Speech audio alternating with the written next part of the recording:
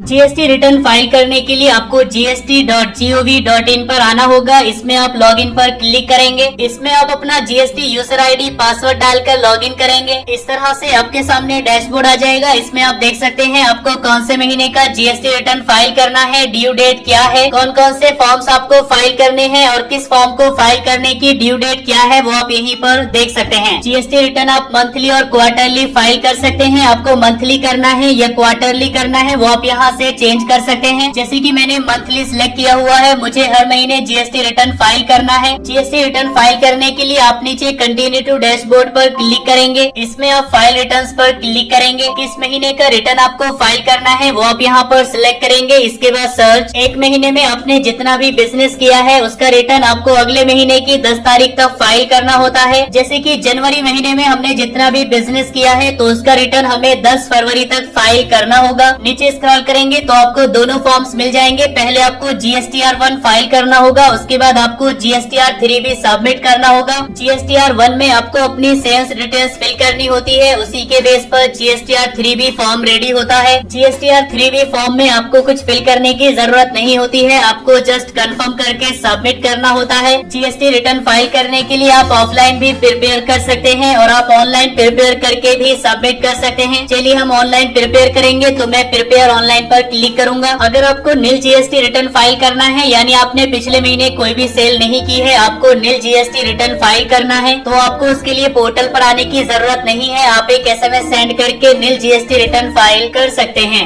SMS के through नील return file करने का प्रोसेस मैं आपको एक अलग वीडियो में दिखा दूंगा। अब आपको यहाँ पर अपनी सेल्स का रिकॉर्ड ऐड करना होगा। आपको यहाँ पर काफी सारी टेबल्स दी गई है, जैसे कि इस टेबल में आपको B2B यानी बिजनेस टू बिजनेस सेल्स का रिकॉर्ड ऐड करना होगा। यानी अगर आपने किसी दूसरे बिजनेस को कोई माल सप्लाई किया है या सर्विसेज दी है तो उसका रिकॉर्ड आप यहाँ पर ऐड करेंगे। इसमें आप B2C यानी बिजनेस टू कंज्यूमर लार्ज का रिकॉर्ड ऐड करेंगे। यानी अगर आपने किसी कंज्यूमर को 2.5 लाख से ज्यादा की इनवॉइस दी है तो उसका रिकॉर्ड आप यहाँ पर ऐड करेंगे। B2C स्मॉल का रिकॉर्ड आप इस टेबल में ऐड करेंगे। यानी जो इनवॉइसेस 2.5 लाख से कम की है उनको आप यहाँ पर ऐड करेंगे। कंट्री के बाहर आप जो भी माल या सर्विसेज सप्लाई करते हैं उस पर आपको जीएसटी नहीं देना होगा, लेकिन इसके लिए आपको पहले ही LUT फाइल करना होगा। LUT कैसे फाइल किया जाता है ये मैं आपको इस वीडियो के लास्ट में दिखा दूंगा। तो अगर आप एक फ्रीलांसर है, आपको पेपल के थ्रू पेमेंट मिलता है, या आप ब्लॉगर है, यूट्यूबर है, आपको डॉलर्स में इनकम होती है, तो उनका रिकॉर्ड आप यहाँ एक्सपोर्ट इनवॉइसेस में ऐड कर सकते हैं और उस पर आपको जीएसटी पे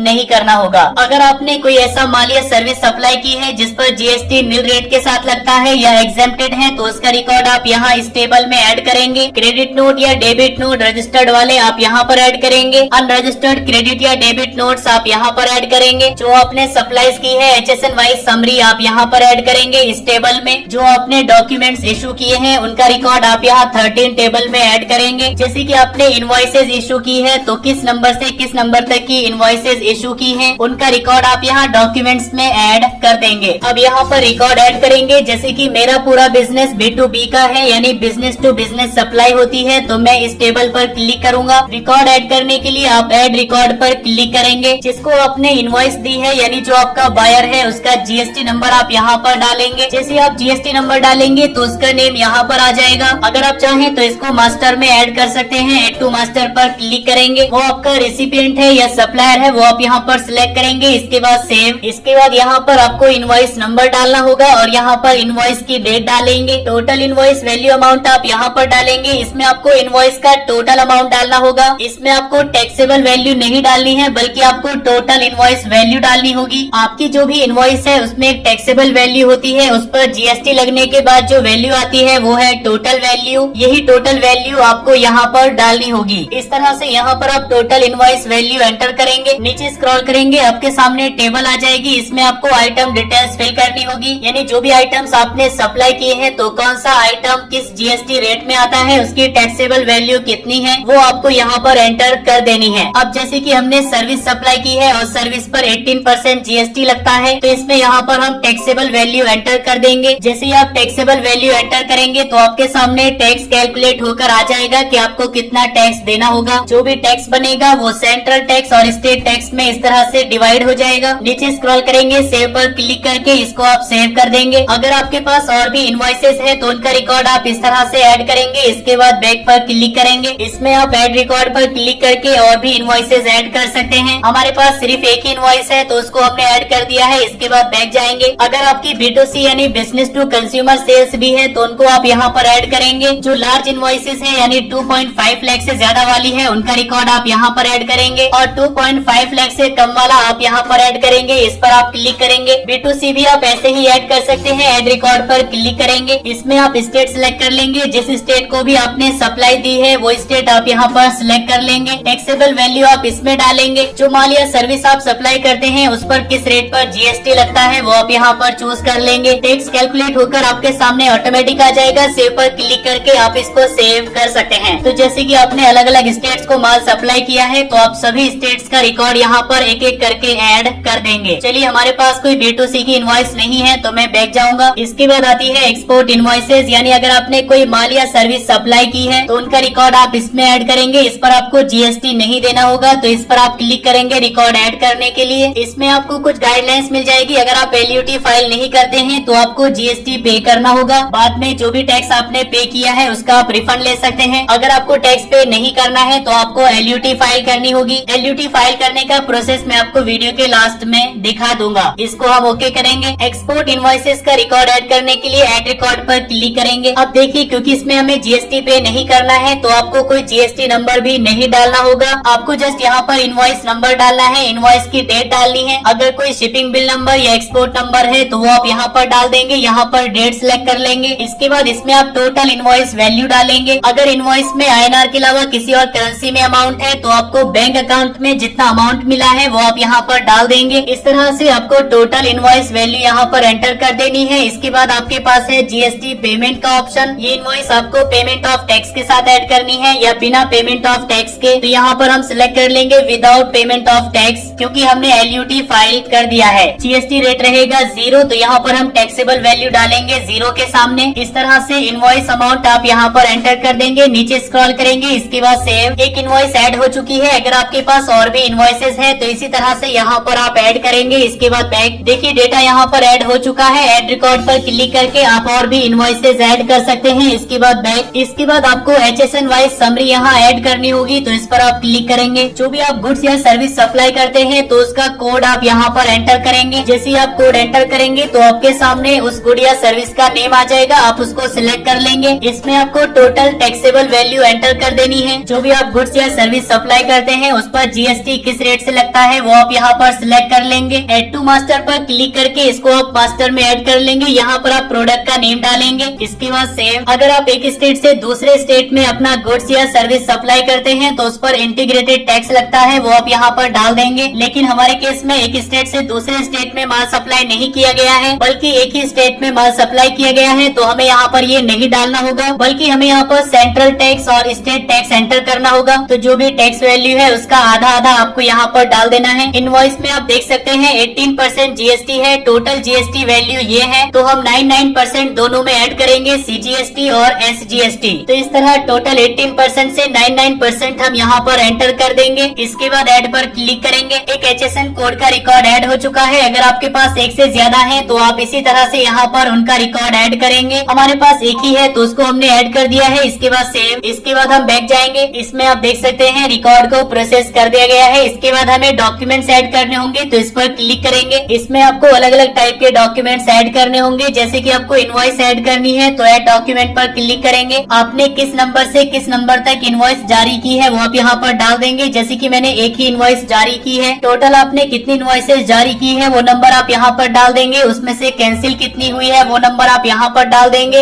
अगर आपने किसी अनरजिस्टर्ड पर्सन से इनवॉइस ली है यानी जिसके पास GST नंबर नहीं है तो कितनी इनवॉइसेस ली है उनका रिकॉर्ड आप यहाँ पर ऐड कर देंगे। हमारे केस में 0 है तो इसको मैं ऐसे ही छोड़ दूंगा। कितनी इनवॉइसेस रिवाइज हुई है उनकी डिटेल्स आप यहाँ पर फिल कर देंगे। डेबिट नोट और क्रेडिट नोट आप यहाँ पर ऐड करेंगे। Receipt voucher, payment voucher, refund voucher ये सब आप यहाँ पर ऐड कर देंगे। तो हमारे केस में यहाँ पर सिर्फ इनवॉइस नंबर डालना था तो वो हमने यहाँ पर डाल दिया है। इसके बाद नीचे आएंगे, सेव पर क्लिक करेंगे। अब यहाँ पर हमने सभी रिकॉर्ड ऐड कर दिया है। नीचे आपको अमेंड रिकॉर्ड डिटेल्स का एक ऑप्शन मिलता है। अगर आपने लास्ट महीने फाइलिंग में कोई गलती कर दी थी तो उसको आप यहाँ पर अमेंड कर सकते हैं। सभी डिटेल्स फिल करने के बाद आप जनरेट समरी पर क्लिक करेंगे। इसके बाद प्रोसीड टू फाइल पर क्लिक करेंगे। आपके सामने एक समरी आ जाएगी। इसको आप चेक करेंगे। यहाँ पर आप देख सकते हैं स्टेटस रेडी टू फाइल, किस महीने का फाइल कर रहे हैं वो आप यहाँ देख सकते हैं। कितने इनवॉइसेस आपने ऐड की है, कौन कौन सी ऐड की है, वो सब आप यहीं पर देख सकते हैं। टोटल लायबिलिटी आपके सामने आ जाएगी, कितना टैक्स आपको पे करना होगा। फाइल स्टेटमेंट पर क्लिक करेंगे, इसको आप कंफर्म करेंगे, आई कंफर्म। ऑथराइज सिग्नेचर में आप अपना नेम यहाँ पर सिलेक्ट कर लेंगे। इसके बाद फाइल विद ईवीसी पर क्लिक करेंगे, आपके रजिस्टर्ड नंबर पर एक ओटीपी सेंड किया जाएगा। ओटीपी यहाँ डालकर वेरीफाई पर क्लिक करेंगे। GSTR1 सक्सेसफुली फाइल हो चुका है, साथ ही एक ARN नंबर जनरेट हो गया है। इसको आप कॉपी करके रख लेंगे अपने रिकॉर्ड के लिए। इसके बाद आप डैशबोर्ड में आएंगे तो यहाँ पर भी आप देख सकते हैं स्टेटस फाइल। तो GSTR1 आपने फाइल कर दिया है। अब इसी के बेस पर आपका GSTR3 भी रेडी हो जाएगा। GSTR3B के साथ आपको टैक्स भी पे करना होता है। इसकी लास्ट डेट होती है 20। तो GSTR3B कैसे फाइल किया जाता है, कैसे टैक्स पे किया जाता है, इसका प्रोसेस मैं आपको अगले वीडियो में दिखाऊंगा। जब आप Amazon, फ्लिपकार्ट या कहीं से भी अपने GST नंबर के साथ बिजनेस के लिए कोई सामान परचेज करते हैं तो उस पर आपने जो GST पे किया होता है वो GST यहाँ पर माइनस हो जाता है। इसके बाद जो बाकी रहता है वो टैक्स आपको पे करना होता है। तो GSTR3B फाइलिंग और टैक्स पे ये हम अगले वीडियो में देखेंगे। LUT कैसे फाइल किया जाता है चलिए मैं आपको ये भी दिखा देता हूँ। LUT फाइल करने के लिए आप सर्विसेज में आएंगे, इसमें आप यूजर सर्विसेज में LUT पर क्लिक करेंगे। इस फाइनेंशियल ईयर के लिए आप LUT अप्लाई करना चाहते हैं वो आप यहाँ पर सिलेक्ट कर लेंगे। अगर आपके पास पहले से कोई LUT है तो उसको आप यहाँ पर अपलोड कर सकते हैं। नीचे आपको डिक्लेरेशन देना होगा तो इन सबको आप यहाँ पर टिक कर देंगे। इसके बाद आपको 2 गवाहों के नेम और एड्रेस यहाँ पर डाल देने हैं। तो आप अपने भाई बहन, फ्रेंड, रिलेटिव या किसी के भी यहाँ पर नेम और एड्रेस फिल कर देंगे। इसमें आप जिसको आप विटनेस बनाना चाहते हैं उसका नेम और एड्रेस फिल करेंगे। नीचे आप सेकंड विटनेस का नेम और एड्रेस फिल कर देंगे। इसके बाद नीचे अपना नेम सिलेक्ट करेंगे, प्लेस का नेम डालेंगे, sign and file with EVC पर क्लिक करेंगे। आपके पास एक OTP सेंड किया जाएगा, OTP डालकर सबमिट करेंगे तो आपका LUT फाइल हो जाएगा। इसके बाद अपना LUT डाउनलोड करने के लिए सर्विसेज में जाएंगे, यूजर सर्विसेज में सबमिटेड पर क्लिक करेंगे। व्यू माई सबमिटेड LUTs, एप्लीकेशन टाइप में चूज कर लेंगे लेटर ऑफ अंडरटेकिंग। किस डेट को आपने अप्लाई किया था वो डेट यहाँ पर सिलेक्ट करेंगे। इसके बाद सर्च, इस तरह से आपके सामने फॉर्म आ जाएगा जो आपने सबमिट किया था। आप इस पर क्लिक करेंगे, नीचे आप स्क्रॉल करेंगे, डाउनलोड पर क्लिक करके आप इसको डाउनलोड कर लेंगे। इस तरह से आपको लेटर ऑफ अंडरटेकिंग मिल जाता है। तो इससे आप जो भी गुड्स या सर्विस एक्सपोर्ट करते हैं उस पर आपको कोई GST टैक्स पे नहीं करना होगा। सो आई होप के वीडियो आपको काफी पसंद आया होगा। अगर आपको वीडियो पसंद आया है तो लाइक करिए, अपने फ्रेंड्स के साथ शेयर करिए और अगर आपके मन में कोई कंफ्यूजन है तो आप नीचे कमेंट करके पूछ सकते हैं।